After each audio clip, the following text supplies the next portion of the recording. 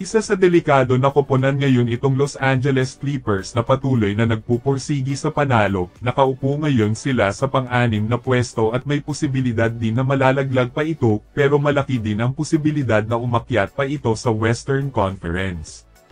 Nakakatakot ang sitwasyon nila ngayon dahil nga kasalukuyang umiinde si Kawhi Leonard sa kanyang injury, na sa laban ng Clippers versus Cavaliers ay hindi nakalaro si Kawhi dahil nga sa injury. Nalalapit na ang playoffs pero ang problema ng Clippers ay nandyan pa rin. Pero parang sinisigurado ngayon ng Clippers na si Kawhi Leonard ay maging malakas na magiging healthy sa pagbubukas ng playoffs para magagamit ng husto, kaya nga pinapahinga ito kapag kinakailangan. Napatunayan naman ng Clippers na kaya nilang manalo dahil parang bumalik na din ang prime James Harden na naging malaking dahilan sa Clippers na kahit papano ay nananalo sila without Kawhi Leonard.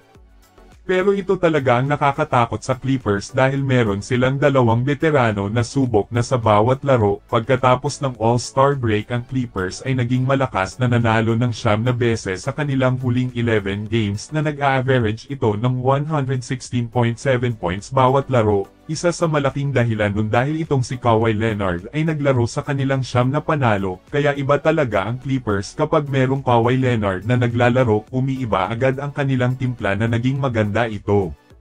At sa 30 games appearance ni Kawhi Leonard, nag-a-average ito ng 20.5 points at 5.8 rebounds at 3.1 assists per game, na merong 49.4% field goal at 40.8% naman sa 3-point area. Isa sa mga manlalaro na lumalakas kapag playoffs itong si Kawhi Leonard, kaya ngayon sa mas maaga parang pinaghahandaan na ng Los Angeles Clippers na maging healthy si Kawhi sa pagbubukas ng playoffs. Iba kasi ang karisma ni Kawhi Leonard kapag playoffs na. Ang Golden State Warriors ay nalaglag sa ikapito na pwesto sa Western Conference. Isa sa naging dahilan dito ay natalo sila ng dalawang magkasunod, una sa Atlanta Hawks at pangalawa sa Miami Heat, at sa dalawang paglalaro ng Warriors ay hindi doon nakalaro si Stephen Curry dahil sa injury. Malaki talaga ang kakulangan ng Warriors kapag hindi naglalaro si Stephen Curry, at ito ang nakakatakot sa Warriors kapag magtuloy-tuloy ang kanilang pagkatalo, na baka malaglag pa sila sa nalalapit na playoffs.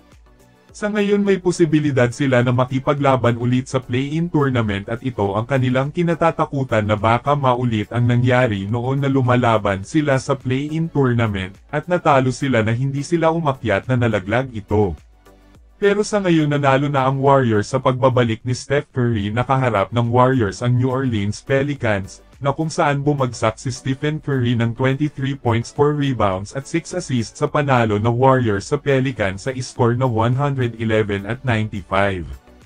Pagkatapos ng pahinga ni Stephen Curry dahil sa injury ay inaasahan naman na magiging available na ito sa bawat laro ng Warriors.